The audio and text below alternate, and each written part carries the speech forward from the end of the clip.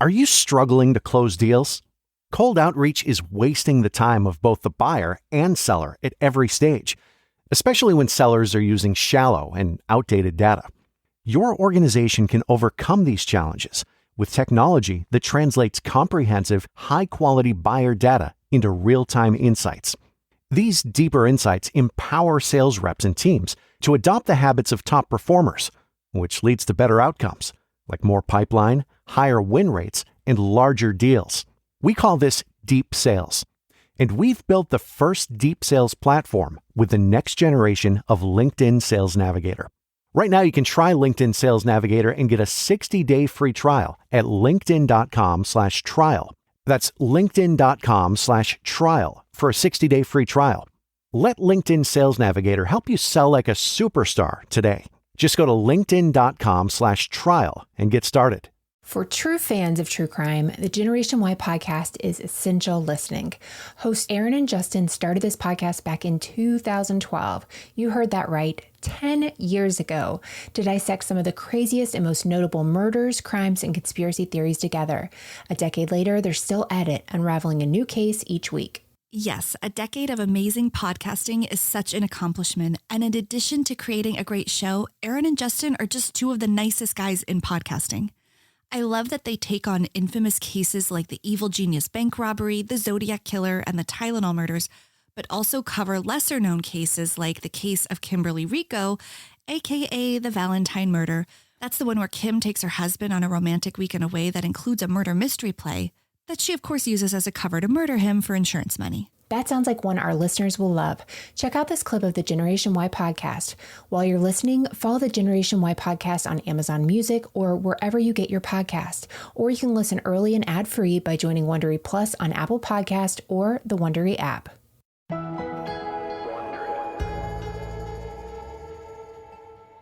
Well, tonight we're talking about a mysterious death that happened April 14th, 2022 in Lynchburg, Virginia. And the mysterious death was of a young man named Johnny Cashman. I say young man because he's younger than me. He was 38. This was in Lynchburg, Virginia. I've never been there, but looking at photos and talking to people, Virginia looks beautiful, and that town is, it's population of around 80,000. So I think it's a quaint town where you can still have a small town feel and know people around you. People help each other out. But like any town, there is crime and other elements that happen. So really, this case starts off, Justin, because Johnny's mother, Kim, she hadn't heard from him since that day. So she spoke to him on April 14th, which was in 2022. But then she hadn't heard from him for a few days. And that worried her because she was used to getting a text from him or a call every day, if not more than one. Now, with his having depression, that's always a fear, right? That maybe he's not wanting to talk to anyone, or we could imagine something worse happening. Yeah. And his parents and sister, they all live in Maine, which is hundreds of miles away. So they can't just jump in their car and go visit him. It's a long distance. So their only communication is via phone or text. And when they don't hear from him, it's a little bothersome. Yeah, it's 5 days later on April 19th when Kim called the Lynchburg Police Department. And she said, I talked to my son 5 days ago, but I haven't heard from him since. That is out of the ordinary. Is there any way you could check on him? And as we all know, that means if the police agree to it, that means they'll conduct a welfare check. And at 5:45 a.m., officers go to his apartment and they knock, but no one answers the door. Now, Aaron, at 5:45 or any time before 6 a.m., I don't know if anyone's answering the door. I think a lot of us are going to be asleep, so that makes sense. Right. Yeah. But credit to them, they do conduct this welfare check, and then they come back several more times knocking and trying to get contact made with Johnny Cashman. Now, at 8 a.m., they get a key to the apartment. There is some concern here that because he's not answering, that maybe something has happened where he can't answer, right? We don't know if he's unconscious or if he's not willing to answer the door or if there has been a suicide attempt. We hope not. But they gain access to his apartment. What do they find inside? Well, according to the police, they find Johnny lying on his back on the floor. He's obviously dead. They see blood, puddles of blood, but they determine that there isn't any foul play. The officers do speak with Johnny's family, and they say it looked like this was an apparent medical condition that preceded his death. In other words, they don't think anyone attacked him or murdered him. His family's obviously concerned. His father is asking, was there any signs of violence? Was it a suicide or anything like that? And this is John Cashman. Yeah. And law enforcement's saying, no. It looks very natural.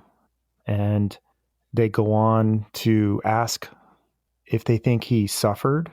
And the police will say, no, it looks like this was pretty instantaneous, which I don't know how they would know that, but they're saying that he probably didn't suffer and this was all natural. So Johnny's body is obviously removed from the home, and the family's asking about an autopsy, if an autopsy is going to be done. And what do the police and law enforcement say to that? Well, their response is, no, the case is closed, meaning they don't think one is necessary. And that is a thing, Aaron. I had to go look that up because I just assumed that autopsies were always done. But it's not generally necessary, as the internet says, if the cause of death is known, meaning if somebody's old and has a heart attack, or somebody, obviously has cancer or something to that effect, they say, well, there's no need for an autopsy. We can just take the body and go ahead and cremate or whatever you want to do. And the family takes law enforcement's word that there is no need for an autopsy. This was very straightforward, and it was obviously a medical issue or medical emergency type of deal.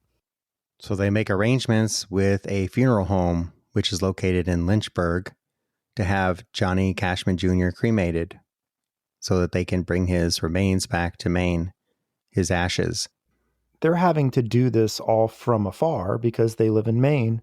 So they're just making phone calls and arranging this to be done.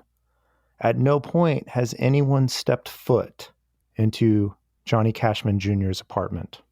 Not until April 29th.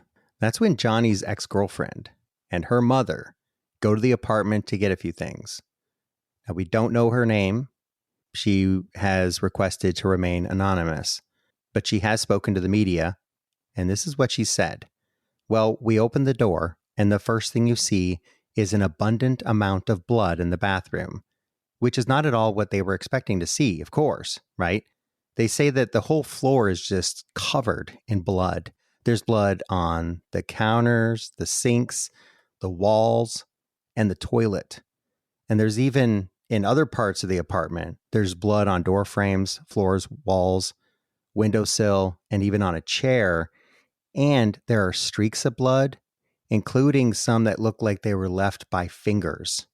You've just heard a clip of the Generation Y podcast. To hear the rest of this episode, follow the Generation Y podcast on Amazon Music or wherever you listen to podcasts.